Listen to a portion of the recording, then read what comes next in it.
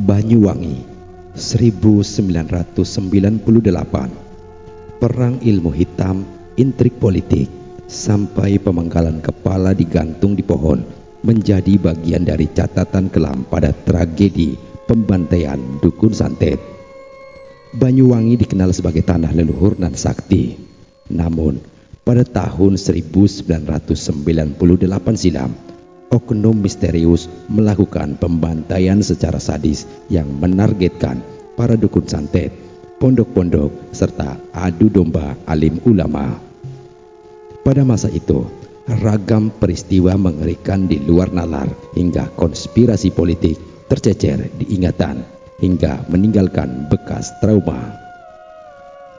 Masih terekam jelas di ingatan kala aku menyaksikan orang-orang dibunuh begitu cepat secara sadis di depan mataku sendiri. Panggil saja aku Satrio. Waktu tragedi itu terjadi, usiaku masih 11 tahun. Saat itu aku sedang mondok di salah satu padepokan yang terletak di timur Pulau Jawa, tepatnya di tanah Banyuwangi. Tanah yang tersohor akan kesaktian, magis dan klinik. Satu malam, aku mendapat telepon dari paman yang mengabari kalau bapakku telah meninggal. Dia dibunuh oleh orang misterius, namun pelakunya tidak tertangkap. Belum selesai telepon kututup, tiba-tiba aliran listrik di pondok padam. Mati lampu total. Tidak lama terdengar suara teriakan dan tangisan dari berbagai penjuru. Dari atap-atap pondok aku mendengar suara derap langkah seperti ada yang berlari cepat di atasnya. Aku mengintip lewat jendela. Banyak orang-orang berhamburan lari histeris, ketakutan. Semua orang di kamarku juga ikut panik. Pintu dibuka dan mereka ikut berlarian keluar. Semula aku kira ada kebakaran atau huru-hara. Aku ikut rombongan keluar kamar. Namun di luar, aku melihat orang-orang berpakaian serba hitam tengah menyeret tubuh guru-guru di pondok yang sudah bersimbah darah. Tapi setiap kali mengingat kejadian itu, aku masih gemetar, benar-benar mencekam. Kepikiran bapakku, dan saat itu aku berpikir, mungkin aku juga akan menyusul bapakku. Kami semua berteriak ketakutan. Satu dari mereka datang menghampiri kami sembari menyeret Pak Rohim, guru kami. Di hadapan kami, orang berpakaian serba hitam dan bertopeng mirip ninja itu mendudukan Pak Rohim tak berdaya, lalu mengacungkan tinggi sebilah pedang panjang dan menebas kepala Pak Rohim dengan cepat. Darah memuncrat kemana-mana. Kami histeris, seolah belum cukup. Sosok mirip ninja itu mengerang seperti orang kesetanan, menggorok leher Pak Rohim hingga putus. Bisa kita bayangkan. Aku masih ingat betul ekspresi wajah Pak Rohim kala kepalanya terpisah dari tubuhnya. Sosok itu lalu pergi begitu saja, meninggalkan jasad Pak Rohim yang masih mengucurkan darah di atas tanah. Aku melihat orang-orang berpakaian serba hitam itu melompat tinggi ke atap-atap, lalu menghilang dalam sekejap seperti bukan manusia normal. Tidak lama kemudian, aliran listrik dan lampu kembali menyala. Bersamaan dengan itu, terlihat jelas mayat guru-guru kami yang kuingat waktu itu jumlahnya ada 4 orang, termasuk Pak Rohim yang tewas secara mengerikan. Banyak orang yang luka-luka. Dan kiai atau guru besar pondok kami hilang diculik. Di setiap dekat jasad-jasad yang tewas, sosok misterius itu memberi tanda silang, lalu pesan bertuliskan Dukun Biadab. Peristiwa itu menggegerkan satu Banyuwangi. Rupanya bapakku juga dibunuh oleh komplotan misterius itu dengan cara yang kurang lebih serupa. Tidak lama setelahnya, baru aku ketahui beredar kabar bahwa komplotan yang dijuluki ninja itu mengincar dukun-dukun santet untuk dibunuh. Entah apa motifnya, mereka seolah memerangi klinik tanpa rasa takut. Kuakui, praktek ilmu hitam khususnya pada masa itu masih amat kental dilakukan secara terang-terangan di tanah Banyuwangi. Kami yang tinggal di desa terbiasa melihat bola-bola api atau banaspati berterbangan di atap-atap rumah. Ritual mistik hingga pagebluk sudah tidak menjadi hal asing bagi kami yang tinggal di desa itu. Namun bukan berarti kami menormalisir praktek perdukunan. Kekentalan budaya yang mengakar, kepercayaan turun-temurun, dan ketakutan kami terhadap hal magis telah menjadi hal lumrah yang sudah ada sejak aku lahir. Hampir setiap desa pasti punya juru kunci, dukun, atau minimal orang yang dipercaya memiliki kesaktian supranatural. Tapi tragedi Banyuwangi 98 menjadi kali pertama pergerakan masif yang menyasar para dukun-dukun santet untuk dibantai tanpa ampun. Kami semua sangat ketakutan. Seluruh sudut Banyuwangi mendadak senyap dan mencekam. Tidak ada orang yang berani keluar setelah maghrib. Bahkan untuk sekedar sholat berjamaah di masjid kami pun was-was. 6 Februari 98, Bupati Purnomo Sidik waktu itu mengedarkan radiogram berisi perintah ke seluruh jajaran perangkat desa di Banyuwangi agar mendata orang-orang yang dianggap memiliki kesaktian atau kekuatan magis guna mendapat perlindungan dari aparat.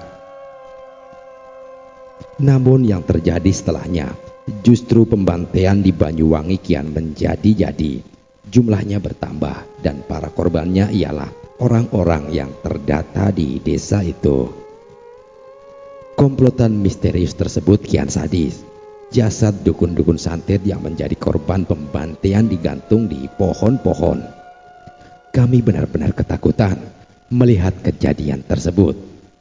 Pendataan terhadap orang-orang sakti semakin digencarkan. Namun seiring dengan hal tersebut bertambah pula orang-orang yang diduga dukun tewas secara menggenaskan dengan tubuh yang terpotong-potong. Kala itu masyarakat sudah tidak lagi percaya pada aparat. Sebagian besar bahkan menuding ini semua perbuatan oknum politik karena pada tahun yang sama juga terjadi reformasi Orde Baru. September 98, jumlah orang yang dibantai kian meluas, mencakup tak hanya dukun santet, tapi juga dukun suwuk atau penyembuh, kiai, dan bahkan guru-guru ngaji. Setiap hari ada saja jasad mengenaskan yang berjatuhan. Dalam tempo waktu singkat, Oktober 98, korbannya sudah mencapai ratusan orang. Jika kalian ada di masa ketika teror ninja ini meluas, kalian pasti ingat kalau tidak hanya Banyuwangi, tapi satu Pulau Jawa juga siaga. Karena waktu itu beritanya menggemparkan di media-media nasional yang sumbernya sebagian besar masih dari koran dan majalah atau televisi. Desa-desa Banyuwangi siaga, pos kamling digencarkan, bahkan di pondokku sampai kami semua belajar ilmu bela diri untuk menjaga-jaga menghadapi situasi terburuk lagi. Namun desa-desa siaga tak membuat komplotan itu mengendurkan serangannya. Bahkan di desa seberang, tidak jauh dari pondok kami, banyak orang-orang tewas karena keracunan. Menurut berita yang beredar, sumur-sumur di desa tersebut telah diracuni. Kiai kami yang hilang belum juga ketemu. Pencarian masih terus dilakukan secara mandiri oleh orang-orang pondok tanpa melibatkan aparat. Waktu itu, seluruh praktisi supranatural akhirnya bersatu memberikan perlawanan. Namun situasi menjadi semakin parah kala tak hanya teror yang nampak, namun fenomena tak kasat mata juga memakan korban secara mengerikan. Kala itu terjadi perang ilmu terbagi menjadi dua kubu. Paling parah ialah peperangan ilmu hitam yang begitu nyata terasa dampaknya bahkan oleh masyarakat biasa sepertiku. Di pondokku misalnya, entah ritual apa yang diperbuat oleh beberapa oknum membuat malam-malam di pondok terasa berbeda. Tercium aroma kemenyan di mana-mana. Beberapa kali terjadi kerasukan di pondok. Paling parah dialami oleh Bu Yeti, pengurus pondok yang kerasukan sampai berjalan kayang cepat di lorong asrama. Tidak ada satupun yang berani keluar kamar asrama. Tutup dan kunci pintu, jangan ada yang keluar. Pak Samir berteriak dari jauh seraya mengejar Bu Yeti yang lebih dulu merangkak kayang dengan cepat. Gimana bisa kalian ngusir setan jika kalian saja bersekutu dengan setan? Sosok yang merasuki Bu Yeti seolah mengejek Pak Samir. Sekalipun menyaksikan dari sudut jendela, tetap saja aku merasa takut dan merinding. Wajah Bu Yeti pucat dan penuh urat-urat membiru dari dalam kulitnya yang menonjol keluar. Entah siapa yang memulai, tapi kala itu seluruh santri membaca doa-doa dengan keras dan secara serentak dari dalam kamar asrama masing-masing untuk membantu Pak Samir. Malam itu menjadi kali pertama aku melihat orang kerasukan sebegitu ngerinya. Bahkan dia sampai mampu menyakiti orang di sekitarnya. Ku dengar Pak Samir sebelumnya sempat tersayat pisau ketika berhadapan dengan Bu Yeti di area masak atau di dapur umum. Sebelum Bu Yeti merangkak kayang ke lorong asrama. Tidak habis pikir bagaimana kejadian itu bisa terjadi di pondokku. Mungkin akibat sesaji yang dipasang untuk menangkal ninja-ninja itu, atau dampak dari perang ilmu hitam yang terjadi di sekitar kami. Waktu itu kami benar-benar ketakutan. Apalagi setelah pembantaian dukun santet oleh ninja terjadi bukan hanya di malam hari. Mereka semakin sporadis dengan berani membunuh di siang hari. Masyarakat cemas ketakutan, membuat Banyuwangi kala itu seperti kota mati karena warganya takut untuk keluar rumah. Perang ilmu tak kasat mata semakin gencar terjadi. Kami kerap mendengar suara ledakan di kala malam hari. Korban-korban berjatuhan meninggal secara tak wajar.